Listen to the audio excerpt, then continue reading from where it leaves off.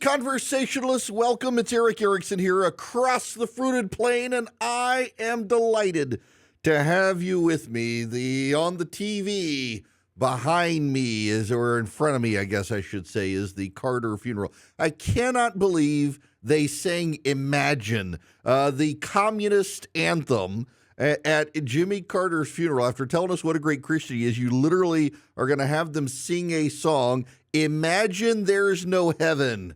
It's easy if you try. It is communist direct. It's a stupid song, and I think less of people who sing it. And I can't believe he would want it sung at his funeral. Being a man of deep faith, they tell us. Just ridiculous. Nonetheless, we got to talk about California. Y'all, the media has moved into Republicans pounce mode about California. And they've moved into Republicans pounce mode about California because the press has been culpable in covering for the progressives and their terrible policies in California. They can't actually hold power accountable because so much of the press has become about protecting the power of progressives. It's remarkable that they got to go to Republicans pounce mode, and there's so much wrong. If you subscribe, and I hope you do, and it's not behind a paywall, if you text DATA to 33777, text the word DATA, D-A-T-A, text it to 33777, and get my morning piece, because I've got all the links in there. It's not my opinion. It's documented. The progressive failures that led to the disaster unfolding before us in California. And there are ample progressive disasters. But the press is culpable because the American press corps falls all over itself to praise progressives every chance they get. They've been lionizing Gavin Newsom. Not a single reporter in America in mainstream media is willing to hold Gavin Newsom and the Democrats of California responsible for what's happening. And when you try to do it, they're like, oh, you're politicizing disaster. You mean like you people did to George Bush during Katrina? The press wanted to hold George W. Bush accountable for Katrina, but God forbid you ever raise a question about Democratic management. And what's happening in California is progressive decadence has led to progressive mismanagement. They could cover it up for a long time with money, but a fire does not care if you are rich or poor.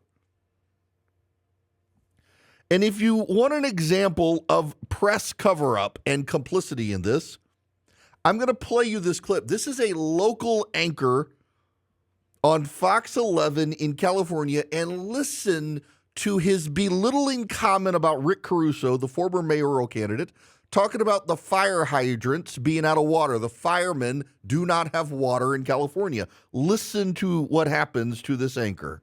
Former LA mayoral candidate and real estate developer Rick Caruso criticizing the city's response to the windstorm and fires. He says officials should have been more prepared. The real issue to me is twofold. We've had decades to go remove the brush in these hills that spreads so quickly. And the second is you got to have water. And my understanding is the reservoir was not refilled in time and in a timely manner to keep the hydrants going. So that's a failure, whether on DWP's part or another city agency. But this is basic stuff. This isn't high science here. And it's all about leadership and management that we're seeing a failure of. And all of these residents are paying the ultimate price for that. Despite what you have heard from Caruso, no firefighters have told us that they are running out of water. Despite what you've heard from Rick Caruso, no firefighters have told us they're running out of water. Really? Watch what happens next. And let's go out to Gigi Graciette. She is live in Pacific Palisades. I know your signal's not the best, but Gigi, what can you tell us? Well, Firefighters have told me they have no water on this block, and you may be able to make out the ember storm that we're in the middle of right now. This house going to be a total loss. They have no water to put on this fire. They are standing by because they're trying to save the home that is next to it. Surprise, surprise.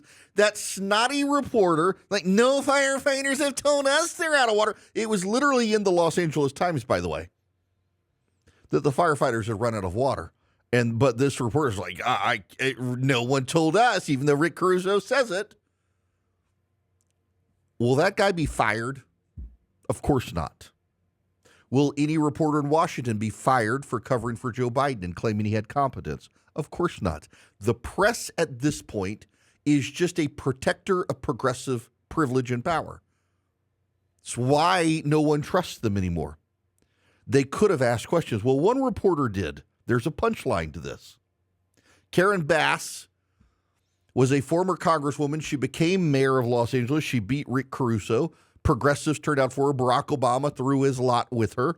She went to Ghana for the inauguration of a leader in Ghana. No one in Los Angeles cares. She cut the budget of the fire department by $17+ million.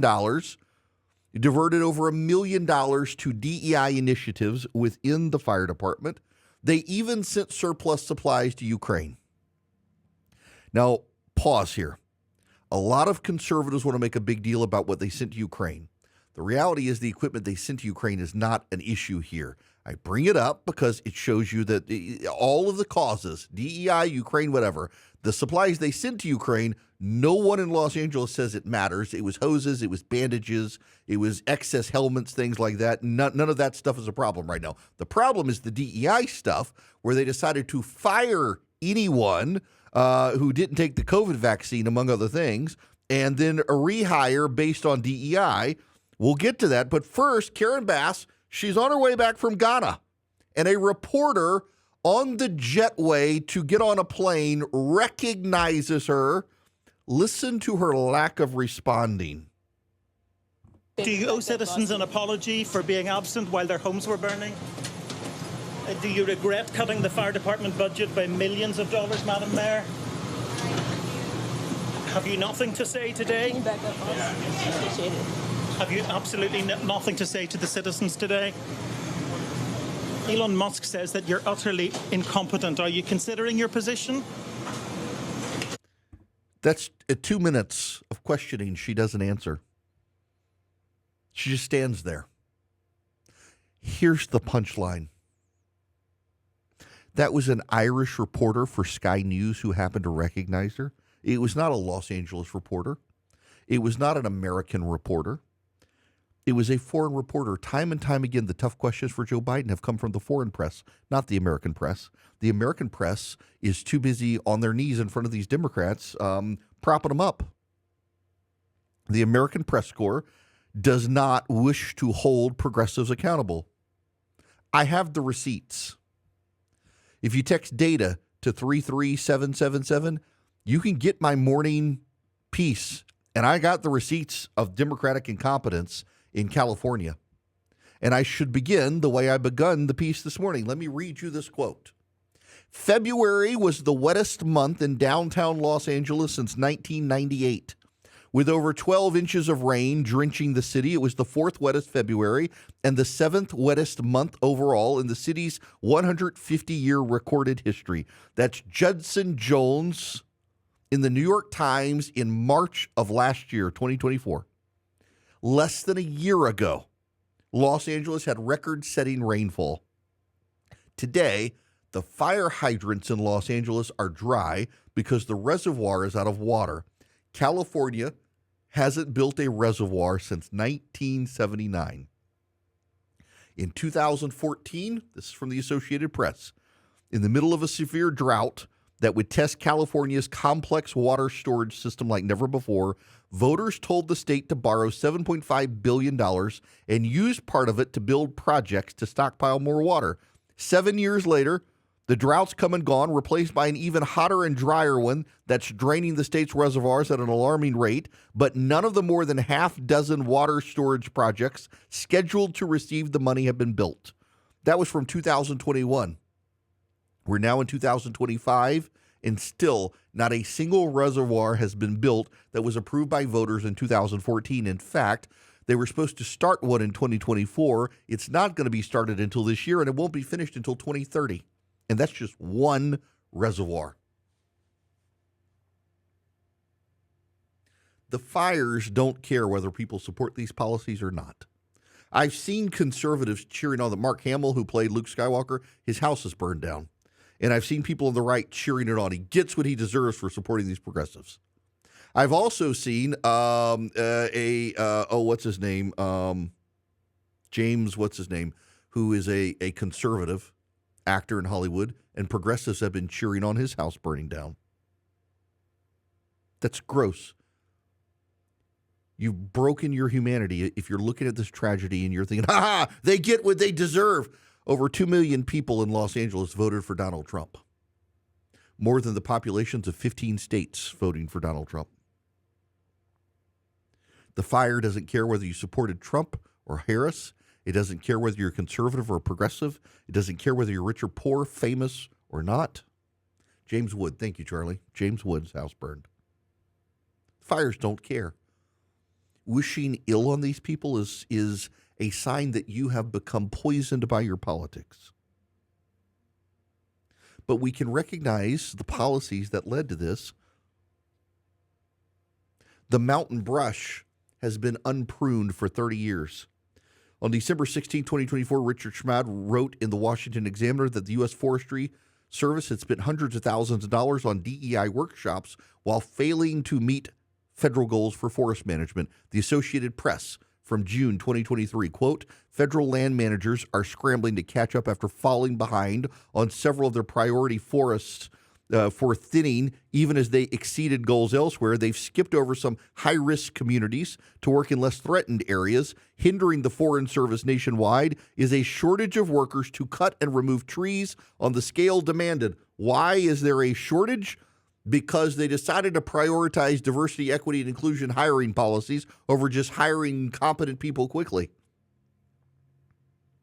Los Angeles has a shortage of firefighters. Comedian Adam Carolla testified before a legislative hearing that he wanted to be a firefighter, and Los Angeles told him it would take him 7 years to go through the process because he was neither female, black, nor Hispanic. He waited for 7 years. When he finally got called to come in and take the written test, he stood in line with a young black lady behind him. He asked her how long ago she had applied. She said Wednesday. They fired competent firefighters who wouldn't take the COVID shot. In 2022, Los Angeles made a very big deal about turning to diversity. They hired the first female and openly gay fire chief in Los Angeles. They cut the fire department budget last year by $17.6 million, but spent over $1 million last year on a quote-unquote racial equity plan designed to end systemic, institutional, and structural racism within the fire department. They've also regulated fire insurance out of the state. The progressives have. Fire insurance companies can't raise rates in California without government permission. The government won't give them permission. So all the fire insurance people have been abandoning California. So many of these homes that are burning down don't have fire insurance.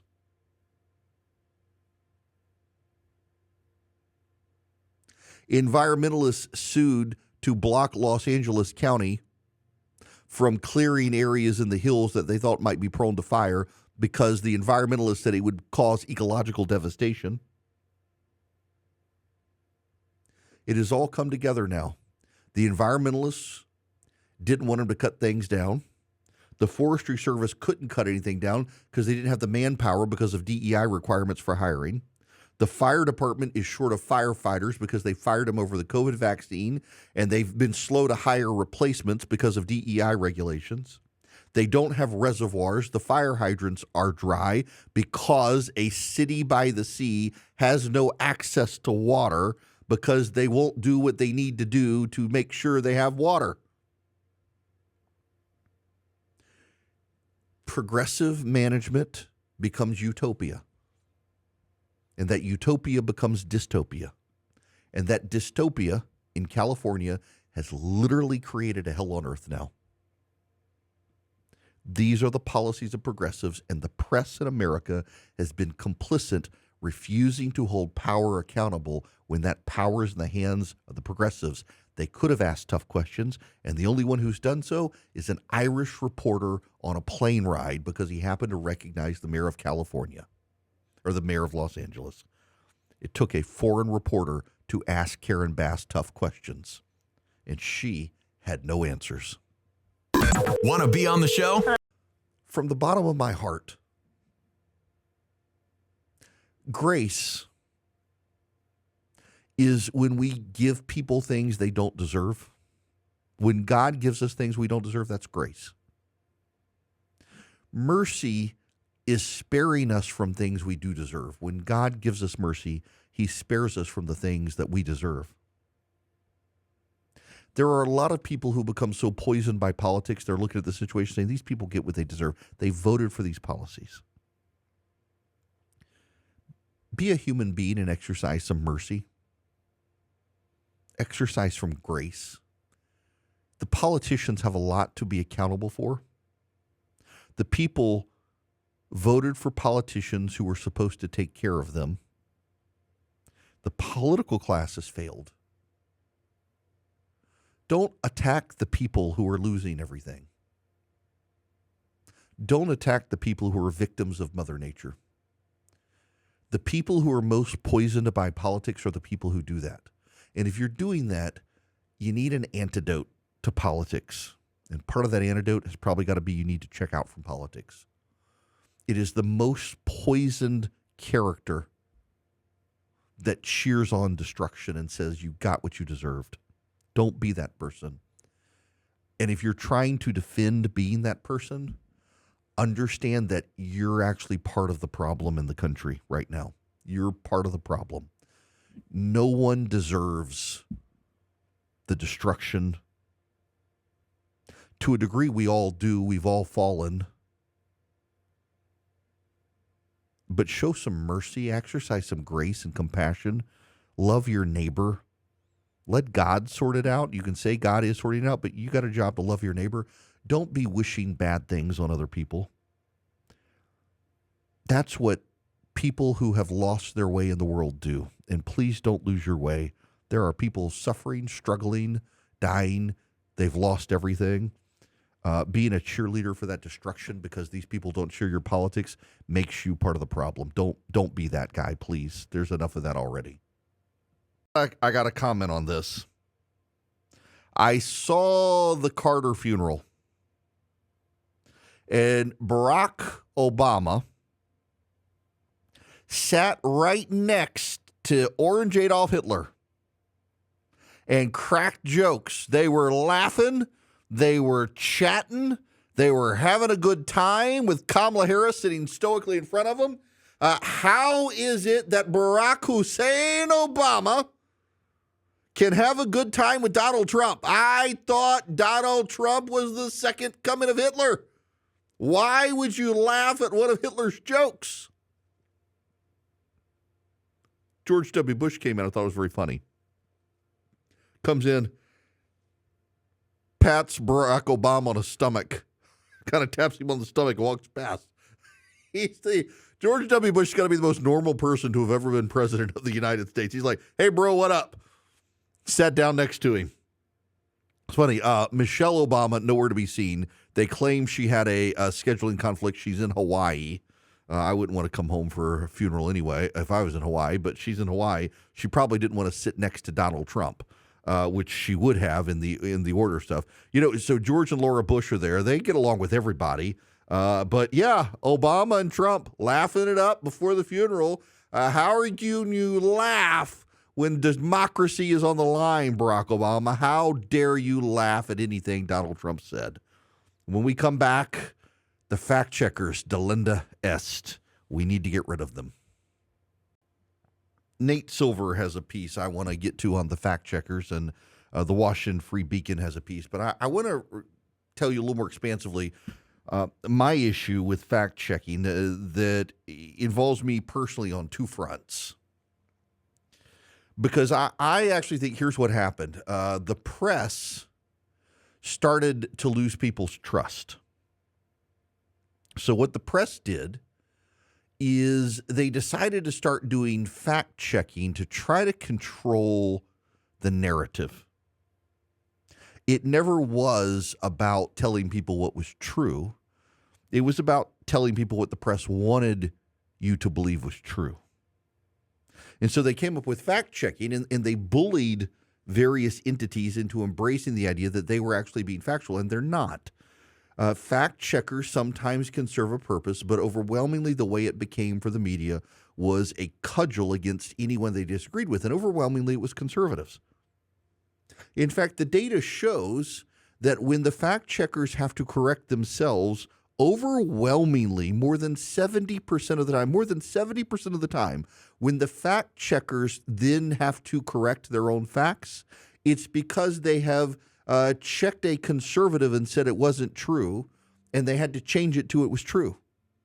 They hardly ever have to correct themselves when they fact check the left. When they fact check the right, they're constantly having to correct themselves because they're a bunch of liars. Number of years ago, it was, 21, 22, I can't remember now. But when I was a kid, growing up overseas, we had Chinese food every Wednesday night. We had Chinese food every Wednesday night. In fact, we had Chinese food so frequently on Wednesday nights that if we had not called and put in our order, the restaurant would call us to see if we wanted our order. To this day, I cannot find fried wontons like I got in Dubai. You got to understand, the thing about Dubai was it really was the crossroads of all culture. You could get the best of any food in Dubai. And this Chinese restaurant made the best fried wontons. And I loved the fried wontons. So we would get fried wontons with the pork in the middle. My gosh, they were great. They looked like little badminton birdies. They were just perfect. We get fried wontons, sweet and sour chicken, lo mein noodles. If my dad was in town, he wanted sweet and sour shrimp. And we would get Mongolian beef every Wednesday without fail. And I mention this because one year, I think it must have been sixth grade, Pearl Harbor Day fell on the Wednesday that we would order it. And my mom was like, we can't get Chinese food tonight. It's Pearl Harbor Day. And we all kind of laughed because it wasn't the Chinese that bombed Pearl Harbor. It was the Japanese. And we were eating Chinese food. But my mom, she was like, no, we can't do it tonight. And it was kind of funny. And I think we wound up ordering it actually. But I mentioned it on Twitter, and it was just kind of a throwaway funny thing that happened to me as I was a kid. My mom doesn't even remember, by the way. I distinctly remember it. My mom did not remember it. But it was kind of a funny thing. So I mentioned it on Twitter. And at the time, there was that terrible publication that Hulk Hogan finally helped put out of business called Gawker. And a guy from Gawker decided to serve as fact checker. Tracked down my family to harass them. Tried to get my sister on the phone. She wouldn't take his phone call. Got my mom on the phone. My mom, of course, in her 80s. She doesn't remember something that happened in the 80s. She's 80 now. And she did make the guy stay on the phone while she told him about her Lord and Savior, Jesus Christ. So some good came from the phone call. But Christy Teigen, that horrible woman in Hollywood, came after me as a racist for telling an innocuous story about me as a kid that somehow I was racist because when I was a kid, my mom objected to Chinese food on Pearl Harbor Day. And by the way, it was funny. We all got a laugh out of it that it was actually the Japanese that bombed Pearl Harbor. And then this guy decided to serve as fact checker, and his story was that I had lied because my mother, who is in her 80s, has no memory of it, and therefore I was trying to vilify my parents as racists. That's what the fact-checking industry does. They're not there to be honest. They're not there for facts. They're there to wield their title as fact-checker against others, to attack and vilify people they don't like. They didn't like me. I had to be vilified for what should have just been a funny, lighthearted story on social media. The fact-checkers are partisan progressives. Look right now at what the fact-checkers are doing. The fact-checkers are moving heaven and earth to try to vilify any Republican who points out that, yeah, actually, it is progressive policies in Los Angeles that have caused the problems.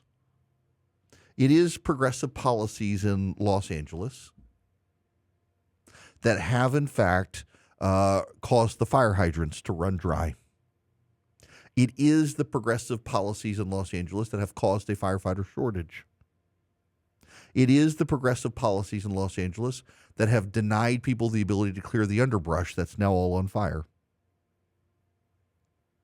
Nate Silver has a piece. You know, Nate Silver is a guy, he's a progressive, or I should say he's a liberal. But he's one of those liberals who has been driven towards moderation by the excesses of progressives. Let me read you some of this. On Tuesday, Meta CEO Mark Zuckerberg announced a series of changes to Facebook and Instagram that will considerably dial down the level of content moderation on those platforms. As someone who tries to be non-hypocritically pro-free speech, my inclination is to welcome the change. But Zuckerberg's motivations are questionable. There's no doubt Meta and other media companies are under explicit and intense political pressure from the Trump administration. Just so that this doesn't turn into a 5,000-word monster of a post, I'm going to focus solely on the first of 5 new policies Zuckerberg announced in his own words, quote, "First, we're going to get rid of fact checkers and replace them with community notes similar to X, starting in the United States." So the news is that Facebook is eliminating a partnership that began in December of 2016 with independent fact-checking organizations and replacing them with community notes. That sounds fine, actually. The fact-checking partnership was implemented during what was something of a moral panic on the left about fake news and the role it played in Trump's first election win. I've always thought this was at most a minor factor in Trump's victory over Clinton. Still, the term fake news took off after 2016, and so did the notion of perpetual round-the-clock fact-checking. Fake news waned in popularity once Trump embraced the term, but right on cue, the more scientific-sounding misinformation and disinformation displaced it. Before Trump's election, meanwhile, broader public interest in fact-checking was limited to election years. By 2017, Trump's first year in office, Google searches for fact-check were 3 times higher than 4 years before. The notion of fact-checking as a separate subfield within journalism has always been strange. Fact-checking has long been an essential part of every journalist's job, to the point it doesn't really need a name. A writer or reporter might be permitted some clunky prose or an unclear thesis in the first draft of their story, but they're expected to have every effort to get the facts right from the outset. Because organizations like factcheck.org initially especially focused on presidential election campaigns, scrutinizing claims made in speeches, ads, and debates, it made some sense for them to play a role. Following the 2016 election, though, a group of fact-checking organizations wrote an open letter to Zuckerberg to volunteer their services, claiming they had unique expertise that Facebook lacked internally to solve the scourge of fake news. What he goes on to point out here is that fact-checking is overwhelmingly coming from the left. And the journalists selected tend to be from the left. Bjorn Lomborg has noted that misinformation experts are not unbiased. Data from the Harvard Misinformation Review survey of 150 misinformation experts shows that most of them lean slightly or fairly left. There's the question of what claims are deemed to require fact-checking. Often, they are the claims that are unresolvable or unresolved, matters of opinion. But the fact-checkers here tend overwhelmingly to fact-check the right, not the left, and then have to then fact-check their fact-checks. These people are partisan hacks. This is not Nate Silver, this is me. Claims of political bias are hard to refute. Bias is inherently someone in the eye of the beholder. This is Nate Silver. But to the extent fact checkers have responded directly at all, their response has been unpersuasive, saying, quote, I don't believe we're doing anything in any form with bias. The head of the Poynter Institute says there's a mountain of what could be checked and we're grabbing what we could. No, these guys actually are biased. Here's my other fact check story. I did the story I've talked about before about the Hunga Tonga Hunga volcano, when it exploded in January of 2023, January of 2024, there was a mountain, a copious amount of research that came out that said it was going to cause significant global warming and blow the caps off that 1.5 degrees centigrade increase. Every major news outlet in the world and every scientific outlet and NASA itself said it was going to contribute to global warming. When I mentioned those articles and said so, the fact checker for the Hill, the climate fact checker, called me out and said, this isn't true. This is unsettled. We don't know. We have no idea. Everything I said was going to happen has happened, and every story at the time said it was going to happen, and the fact checker's like, we don't know. It could still be something else. Because the climate fact checker is a partisan progressive activist who needs you to be scared about climate change and not realize it was actually a natural disaster that caused the problem.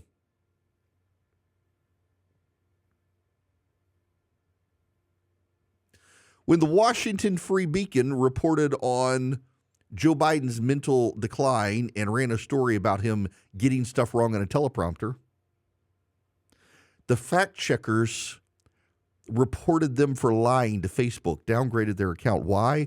Because the White House staff claimed Joe Biden had not said anything wrong. He clearly misspoke in the video. But because the White House told the fact checkers he didn't, the fact checkers said the Washington Free Beacon was wrong, and they got dinged on Facebook. The fact checkers weaponized themselves to protect Joe Biden. Time and time again, the fact checkers do. The fact checkers are a bunch of progressives whose entire job is to protect the power of progressives in Washington, D.C. The fact checkers are not fact checkers. They are protectors of progressives, and they should be destroyed and driven into the sea. The entire industry should be burned to the ground and salt spread across the land so the fact checkers can never spring up. It is not a coincidence that CNN put Daniel Dale in hibernation for the entirety of the Biden administration, and now that Trump's coming back, they've gotten him out of the carbonite and woken him back up so he can do fact checking. It is a weaponized attempt to punish any conservative who says anything, and they don't even fact check actual facts. They want to fact check opinions. They want to ridicule and belittle and censor. The fact checkers are a blight on the news media industry and have helped destroy the trust of the news media industry, which is why the news media won't get rid of them, because the news media, in their arrogance, is convinced they must destroy themselves, and they don't even realize they're doing it. Fact checkers, Delinda Est. I have been aware for some time that there are a group of people, they're not really on the right, but they have begun to adopt the rhetoric of MAGA to infiltrate. And I need you to know something. Let's just be fully transparent. I got a lot of new listeners here, so I'll lay all my cards on the table. I supported Donald Trump. I gave him a lot of money in 2024. I'm not a fan, personally. He's not my favorite president. Ronald Reagan is. Calvin Coolidge, really, if we want to go back. Coolidge was better than Reagan, but I digress. But the difference between Trump and Harris is night and day. His policies are so much better. But I don't pretend to be a diehard Trump supporter. I never will pretend to be. You'd be amazed at the number of people who attack me these days as having gone MAGA. I'm like, you clearly don't listen to me. I'm willing to criticize the man. He's not my favorite guy. There are many things he does I disagree with, and I'm willing to say so. But I'm also willing to say him versus the alternative. He's far better. But one of the most infuriating things to me, and what I find deeply intellectually dishonest, is the people who can't stand Donald Trump, but have pretended to do so that they can try to ingratiate themselves and get into his circle and shape some level of policy in a way that would be bad.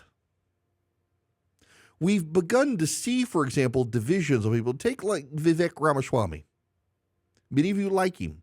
Vivek Ramaswamy spent a large number of years attacking Donald Trump, criticizing Donald Trump, criticizing everything Donald Trump stood for, and then suddenly last year decided to embrace all the talking points and run. And now suddenly, now that Trump is elected, he's gotten very close to Trump, and he's like, hey, we need to save the H-1B visa program. The problem with America is your culture sucks, and you need to be more like other people. It's like it was a deeply offensive series of tweets that he wrote that showed a level of cluelessness and biasness that showed he wanted to all the gains that MAGA wants to make, he wants to be someone who subverts those gains. And he's just been a poser. Many people still like him, though. But there are lots of others as well. And I get so frustrated with the people who pretend to be something they're not, trying to ingratiate themselves. Just be who you are. Let the chips fall where they're going to fall. And they're either going to like you or not. But to change your entire personality and everything you believe to try to get a seat at the table just grosses me out. I don't intend to do that. One of the problems where the rubber meets the road on this on policy is economics. And you got a bunch of people who don't believe in the free market, who are trying to convince Donald Trump to establish some level of populist Politburo. Now, what's Politburo? The way communist societies are organized. Communist societies, we're not talking a mainline communism, not Trotskyitism. Mainline communist societies, they have a central committee of communists. So why are the communists sole parties? In communist countries, communists believe that they are the vanguard of the people. They're the leaders of the people, and that they voice the voices of the working class. You know who the bad guys are in a communist society? The middle class. Not the rich, the middle class. The middle class, the bourgeois.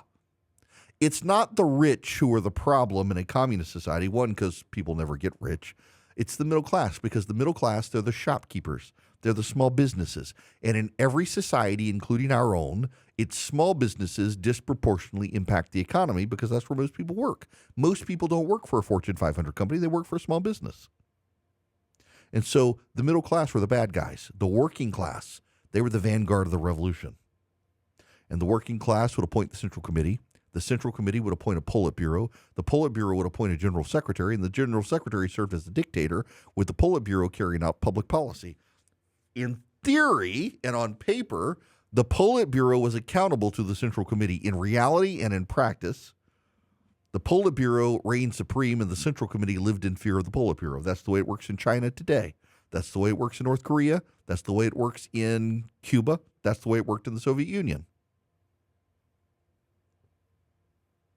And the Politburo's number one job was to set economic policy. All the other policies too, but mainly economic policy. And the Politburo decided in economic policy, it knew what was best for the people because what was the Politburo? The vanguard of the working class. And the working class knew best. In September of 1989, 1990, Boris Yeltsin abandoned the Communist Party. Do you know why? True story, by the way. True story. Boris Yeltsin went to Texas to see NASA. He was on tour. Boris Yeltsin, then a prominent politician in the Soviet Union. Before the collapse of the Soviet Union, it was coming. I knew it was coming. Yeltsin was trying to get to know the Americans. He came to tour NASA. Touring NASA did not get Boris Yeltsin to reject the Communist Party. You know what did? An American grocery store. Yeltsin had never seen something like that. In fact, at first, Yeltsin believed that what he was seeing had been staged. He had to be convinced it wasn't so, and the way to convince him was to take him to another grocery store. And then Yeltsin went to Florida. He went from Houston to Florida to Cape Canaveral, and he stopped at another grocery store. And everywhere he went, there was plenty. There was choice. Think about Bernie Sanders. Bernie Sanders has more than once complained about the number of options you have for deodorant and toothpaste in this country. Boris Yeltsin saw the deodorant and toothpaste selections in the United States and abandoned communism and thought, what have we done to our people? The Politburo had constrained supply. The Politburo thought it knew better than the free market. And that's my problem with some of these people surrounding Donald Trump have decided he needs a Politburo, just like the progressives want a Politburo. The Democrats love to have experts who set economic policy because they've decided they know best. Y'all, have you seen the experts in this country in the last 20 years? They don't know anything. Do you know what the free market is? The real free market? We don't even really have the free market right now in this country under Joe Biden. We have corporatism. In corporatism, it is whatever is good for the corporation is what the government decides we need to do. So that corporations never have to risk going bankrupt, because in a free market, a corporation could go bankrupt because a David slays Goliath and takes advantage of the creative destructive forces of the free market. Corporatism restrains the free market. We need the free market. We've had the free market in this country. We could go back to the free market in this country. It'd be very easy to do. But the one thing we can't do to get there is to establish a populist Politburo that decides it can set economic policy. Because I got to tell you, the populist experts are no smarter than the progressive experts, and together the experts are not as smart as the American people in an arm's length transaction. What the free market actually is Americans in free market transactions, arm's length transactions, one to another, engaging with each other in contracts to buy and to sell, and they bring about efficiencies. Free markets are good. You know what's best for your family, not the Politburo of Washington, D.C. You, a small business owner, know what's best for your business, not the Politburo of Washington, D.C. You know what's best for your family. You know what's best for your kids' education. You know what's best for your small business. You know what's best for your job, not some expert far away in Washington, D.C. The reason I'm a conservative is because I'm a Christian. And as a Christian, I know that we are all sinners. And so I want as few in charge of me as possible. And the way to put as few in charge of me as possible is to let the free market work. And yet we have a bunch of people who've decided that they want to set economic policy. They want to be the ones in charge. It's all about power. The populists are no better than the progressives when they decide they know best, because they don't know best. I'm old enough to know I do not know what's best for your life. And it's remarkable, after we've gone through the failures of COVID, the failures of foreign policy experts, the failures of the Biden economic experts, the failures of the technical experts, for all these people to try to ingratiate with Donald Trump and say, hey, Donald Trump, we'll be your experts. And I pray that the president-elect realizes these people are trying to play him, and that he decides to put his trust in the American people who can operate in a free market. It is time we see some major businesses in this country go bankrupt. It is. The government has been bailing them out and protecting them. The government has been picking winners and losers. And the progressives and the populists together in their little Politburos are not as smart as the American people.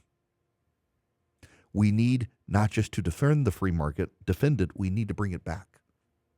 We need to be more open to allowing the free marketplace to operate, because here's the thing we also know. In every situation, when you have government control versus a free market, people do better in a free market. Things are cheaper and things are plentiful. When the Politburos get involved, you increase scarcity, you decrease value, you decrease efficiencies, and you ruin the lives of the people.